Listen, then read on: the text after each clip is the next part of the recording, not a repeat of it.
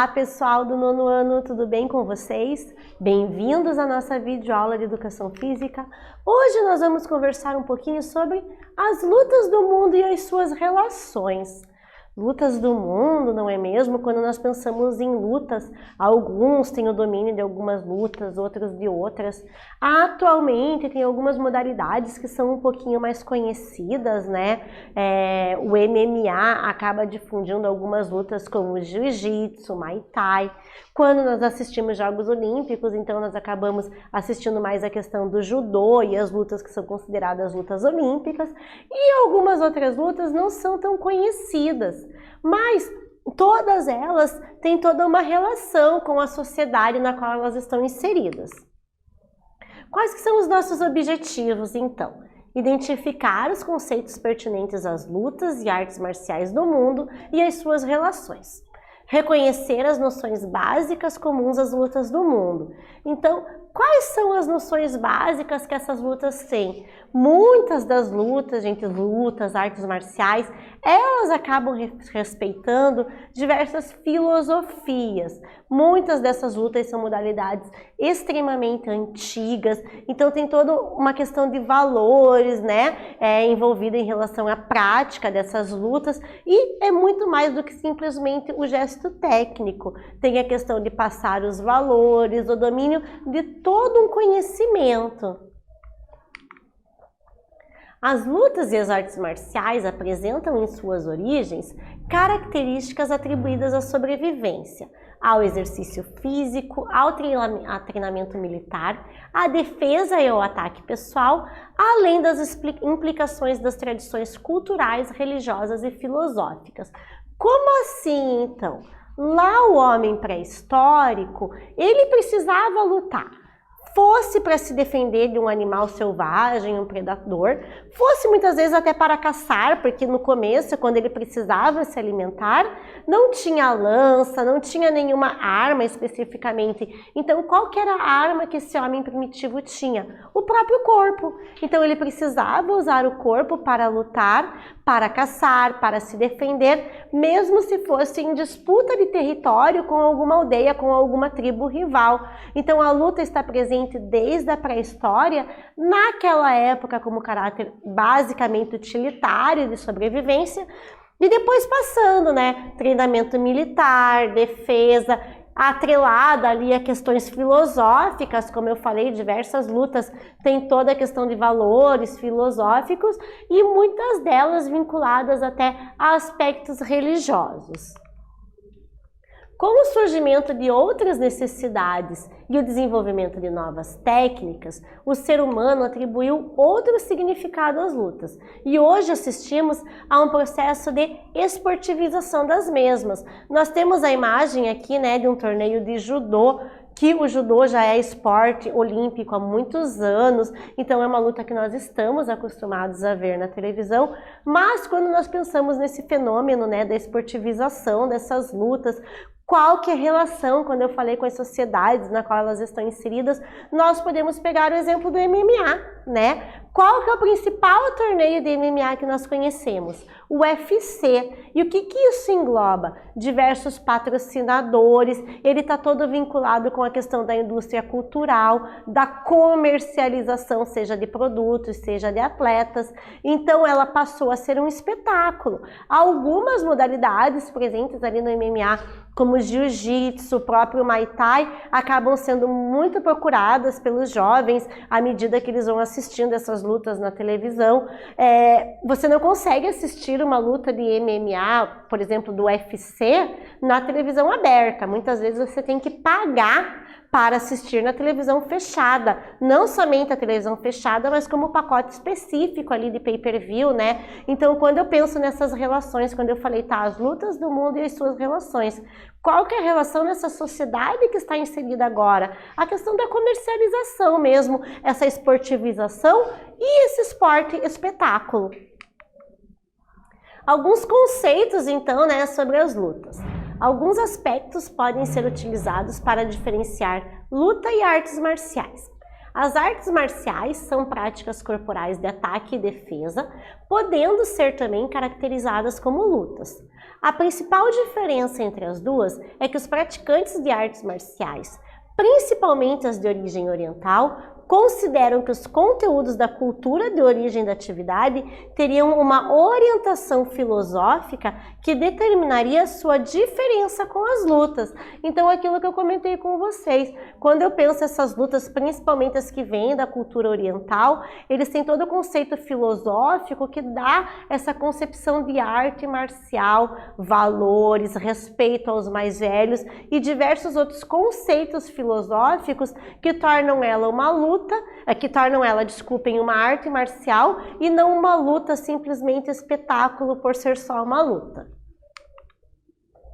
Atualmente, percebemos que em boa parte dos filmes a que assistimos sobre lutas de origem oriental é preservada a imagem do mestre, o qual, por sua vez, possui uma postura de educador e ensina aos seus discípulos vários preceitos que vão além da própria prática da luta, ou seja, lições que serviriam para a vida, né? Então, lá no Karate Kid, né, nós temos essa presença muito marcante do mestre, esse mestre que, como eu disse, traz toda essa característica das artes marciais dessa cultura oriental. Esse mestre que ele vai educar esse discípulo dele, não somente dentro da arte marcial, como para a vida, transformando numa filosofia de vida, incutindo nessa criança valores como respeito, amizade, honra, disciplina e que ele vai usar não só na prática da arte marcial, mas no estudo, no trabalho, na vida em sociedade. E hoje em dia nós vemos muito isso mesmo, quando nós vemos o resgate desses filmes, que ele traz sempre essa presença do mestre. Vamos para a nossa atividade então. Desde os primórdios da humanidade, as lutas sempre estiveram presentes na vida do homem. Elabore um mapa conceitual com os de momentos em que ela se fez presente. Se preferir, você pode ilustrar suas ideias. Então, como eu falei para vocês, desde esse resgate, desde a pré-história e os momentos em que a luta esteve presente na vida do homem. Eu vou dar um tempinho para vocês elaborarem e daqui a pouco nós voltamos para conversar.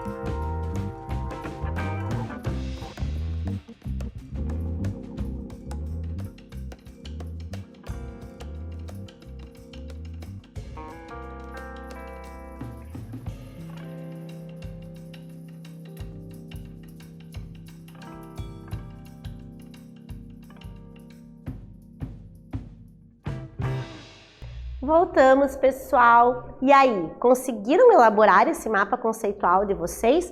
O que vocês anotaram? Conseguiram fazer alguma ilustração? Então eu sei que cada um faz do seu jeito, né? Mas o que eu tenho que colocar nesse mapa conceitual? Lá na pré-história, né? Quando essa luta vinha como uma sobrevivência e uma autodefesa, também muito utilizada para caça, passando pelo treinamento militar, até chegar nas condições de condicionamento. Hoje em dia, muitas pessoas praticam a luta como uma forma de treinamento e condicionamento físico. A palavra luta, que deriva do latim lucta, pode ser definida como combate entre duas ou mais pessoas, com ou sem o uso de armas, por meio da aplicação de técnicas específicas. Como assim com ou sem o uso de armas? O jiu-jitsu eu não vou usar uma arma. O judô, o sumô, eu não uso armas. Mas na esgrima, por exemplo, eu tenho um instrumento, que é a espada. Então eu posso ter diversas modalidades de lutas, algumas com uma arma, outras sem. São definidas por regras e pelo respeito entre sujeitos envolvidos. As lutas fazem parte da essência humana e das tradições de diversas sociedades há séculos. A partir do século XX, desencadeou-se um processo de esportivização das lutas, né? Então, como nós já conversamos, a questão dela virar muito esporte, muito espetáculo e às vezes perder um pouquinho a questão da perpetuação dos valores. Algumas artes marciais foram criadas apenas com o intuito de autodefesa, autoconhecimento e equilíbrio pessoal. As lutas são estruturadas por associações e federações que regulamentam as regras e organizam as competições, por isso até que elas são esportes, porque elas têm essas associações que regulamentam e organizam. Há várias manifestações de lutas e muitas delas estão presentes nas Olimpíadas, como a esgrima, o judô, a luta olímpica. Então eu tenho algumas modalidades de lutas que também são modalidades olímpicas. Dentre os diversos tipos de luta, há aquelas com características de agarramento, cujo repertório de técnicas tem por objetivo dominar a guarda, projetar seu adversário ao chão, imobilizá-lo e finalizá-lo. Um próprio exemplo disso seria até mesmo o jiu-jitsu, não é mesmo? Há também aquelas lutas em pé, em que é necessária a troca de socos com o objetivo de nocautear, derrubar ou projetar o adversário ao chão. Um exemplo, então, o boxe. Se a gente pensar o exemplo do agarramento, jiu-jitsu, exemplo da troca, nós temos o boxe como exemplos ali dessa diferenciação entre os diversos estilos de lutas. Nós temos então exemplo de várias entidades aí que ajudam a organizar essas regras e essas competições envolvendo as lutas. Mais entidades, são muitas entidades, gente, que representam essa organização, essa estrutura hierárquica das lutas, não é mesmo? E daí, as categorias de lutas, em sua maioria, as competições são definidas pelos pesos, tá, gente? Então, a maioria das lutas tem a pesagem. Ela é obrigatória, sempre realizada antes das lutas, e o atleta tem que dar dentro daquele peso para que ele possa estar apto a competir depois, logo em seguida, na luta. Nós temos o judô, né? O judô ele vai ter diversas técnicas, como o ippon, que vai encerrar a luta com uma queda com as costas no chão ou uma imobilização por 20 segundos, ou o vazari, que é uma queda lateral, não é uma queda com as costas, e uma imobilização entre 10 e 19 segundos. Ele foi criado no Japão por Jigoro Kano e tem uma duração de 4 minutos. Tendo empate nesses 4 minutos, vai para o Golden Score, né, que é o ponto de ouro, e vai vencer a luta aquele atleta que fizer a primeira pontuação. Nós temos o Karatê, que também é uma luta que foi criada no Japão. Kata é uma apresentação individual e por equipe. O Kumite, que é o combate, tá? Então o Kata, ele não é o combate, é uma apresentação dos movimentos, e o Kumite, que é o combate.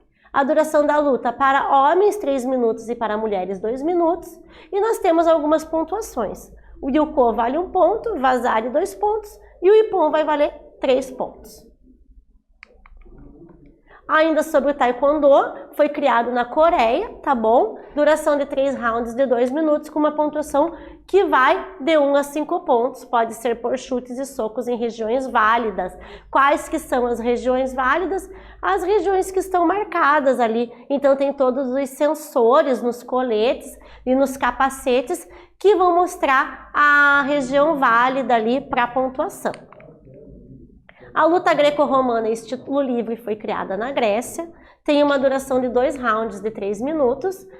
Qual que é a diferença? No estilo livre, você pode pegar todo o corpo na hora de fazer a movimentação, pernas, braços, tudo. Na greco-romana, você pode pegar o tronco e membros superiores. Então, na luta greco-romana, eu não posso pegar a questão das pernas do adversário na hora de tentar derrubar. O encostamento significa imobilizar o adversário com as costas no chão e ele vai encerrar a luta. Se eu conseguir derrubar meu adversário, encostar as costas dele no chão e segurar imobilizado, eu ganho a luta. Automaticamente ela encerra. E a pontuação vai variar de 1 a 5 pontos quando não ocorrer o encostamento. O boxe, que foi criado no Egito ou na Grécia, tem uma duração feminino de 4 rounds de 2 minutos e o masculino de 3 rounds de 3 minutos. A pontuação: ao final de cada round, o vencedor leva 10 pontos e o perdedor de 6 a 9 pontos no round, dependendo da observação dos juízes ali em relação a como foi a dinâmica do perdedor do round. Ele vai pontuar de 6 a 9, o vencedor leva 10 pontos no round. A esgrima, então, como eu falei para vocês, é aquela luta que permite o uso de um instrumento, que é a arma, né? E ela tem uma origem pré-histórica, porque desde que o homem surgiu e desde que o homem percebeu que ele não poderia usar somente o corpo para se defender e atacar, ele foi criando materiais e instrumentos. E o primeiro que ele usou foi um tipo rudimentar de espada, né? Essa luta de esgrima vai ter 3 tempos de 3 minutos, ou quem fizer 15 pontos primeiro vence o duelo, mesmo que não tenha terminado esses 3 tempos de 3 minutos, 15 pontos encerra o duelo. A esgrima ela vai ter 3 armas, a espada, o sabre e o florete. E o interessante dessas armas é onde pode atingir o adversário. Então a espada eu posso pontuar atingindo o meu adversário no corpo inteiro. Estão vendo que está tudo pintadinho de vermelho aqui. Já o sabre, eu só posso atingir meu adversário da linha cintura para cima, eu posso atingir a cabeça, mas eu não posso atingir as mãos. E o florete, eu tenho somente a linha do tronco que eu posso atingir. Eu não posso atingir nem cabeça, nem membros superiores e inferiores. E tudo isso vai dar a diferenciação ali na hora das competições. Algumas armas são mais leves, outras mais pesadas, por isso também essa diferenciação do lugar onde elas podem atingir. O que nós estudamos na aula de hoje, então? As lutas foram adaptadas para serem desenvolvidas na forma de competições, sendo viabilizadas para serem praticadas por pessoas alheias ao preceito filosófico e aos significados culturais relacionados. A maioria das modalidades dos esportes de luta que conhecemos hoje estão elevadas a um estado esportivo, em que caracteriza o próprio conceito de arte, descaracteriza o próprio conceito de arte marcial. Eu deixo para vocês aqui uma sugestão de vídeo, se vocês tiverem interesse em pesquisar um pouquinho mais, as referências que nós utilizamos na aula de hoje. E é isso, com isso nós encerramos mais uma aula de Educação Física. Eu espero que vocês tenham gostado e até breve.